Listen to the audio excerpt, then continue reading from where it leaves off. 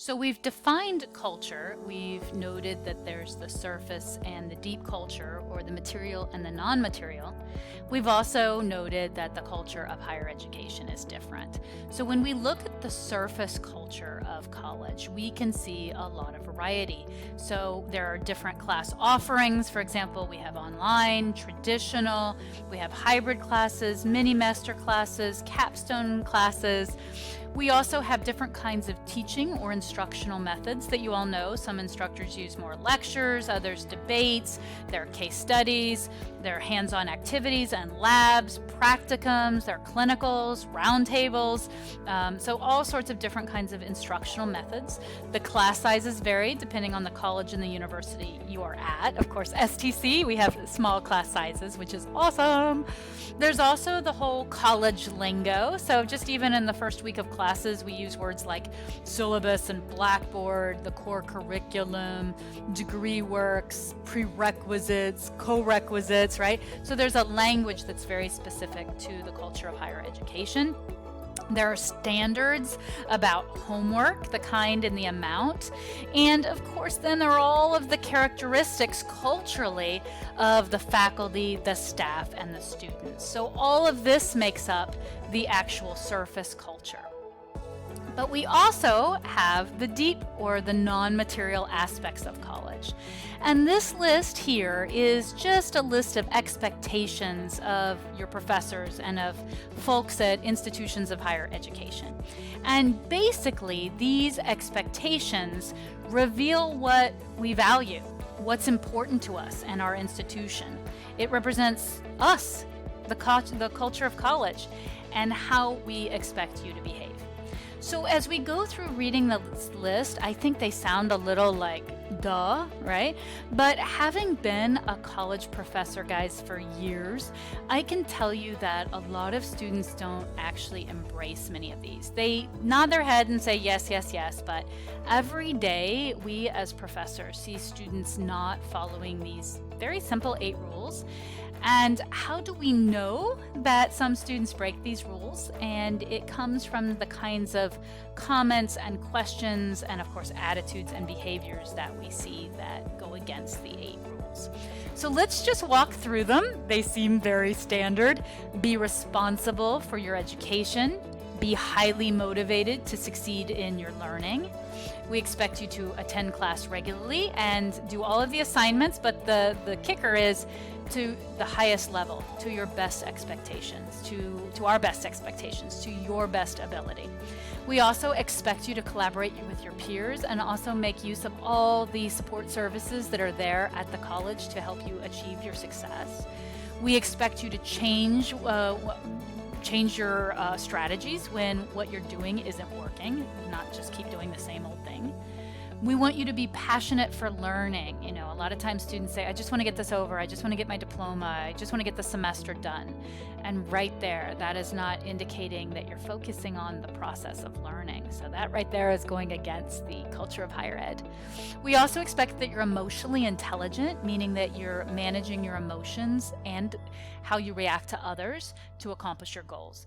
And we also want you to have realistic, that's a good term, confidence about yourself and your ability to succeed. And if you don't sometimes know how to do something, you have the resources and you know how to tap into those resources.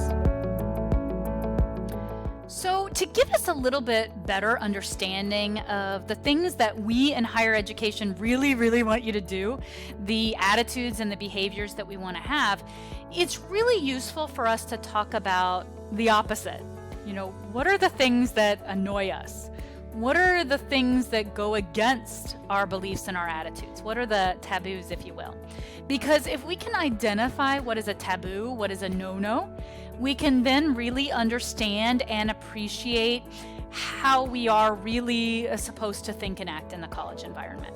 So what I'd like you to do is just get out a pen and paper, and I want you to brainstorm as many as you can think of, a list of college no-nos, of cultural taboos in college. So I want you to come up with the attitudes and the behaviors that we would say are not cool in a college classroom or in an online environment, in your WhatsApps to your classmates, in your message in Blackboard and your prontos and your texts, whatever, anything dealing with the college. And I want you to think about, the kinds of attitudes and behaviors that are either annoying or disruptive to your professors, to your classmates. Again, whether it's in the actual classroom, online, walking around campus, what is not part of our deep culture of college? And I'm essentially asking you, how are you supposed to behave as a professional? So make that list, and we're going to be sharing that obviously this week. We're going to be thinking about it as we do our reading and we do our discussions and so forth. And I just want to share a couple with you of some of the things that go against those rules that are kind of some of my pet peeves and of course other instructors' pet peeves. And one of them is, it just drives us crazy when a student asks a question. Now, not asking a question is not the problem, but when you ask a question before you have made any attempt to process what is already before you. Your professors spend weeks prepping for your classes and years developing these classes. And then we get questions that indicate the student didn't take any time or energy or effort to read something, to watch a video, and to process it. We just jump into that instant gratification of tell me an answer. And that comes from that high school mentality again. And so we as instructors, we as professors really want you to have that independence and that self-reliance to find the information. It is there. But if you're confused, then of course after that, you can of course ask us questions, but jumping in and asking without processing, not cool. Okay.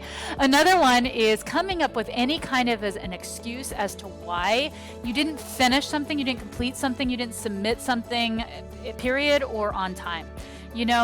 Really, there are no excuses. We all have lives. We're all busy. We all have things that come up. But the bottom line is college, is this process important to you? And if it is, you will find a way.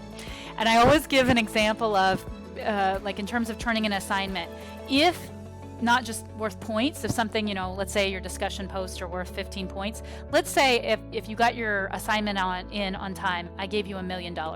I can guarantee that there wouldn't be a single student in class that wouldn't have that assignment in on time. So it's really about our priorities and what we're making time for. So there are really no excuses. Either do the work or accept the consequences. And that's what we believe in the college environment. And then lastly, trying to get out of something, a requirement for any one of your classes. And the reason I'm talking on this one, it happens a lot. In this class, you all have a service learning project, which is, you're going to learn about it obviously, is 5 hours of required either volunteerism or participation in the college environment.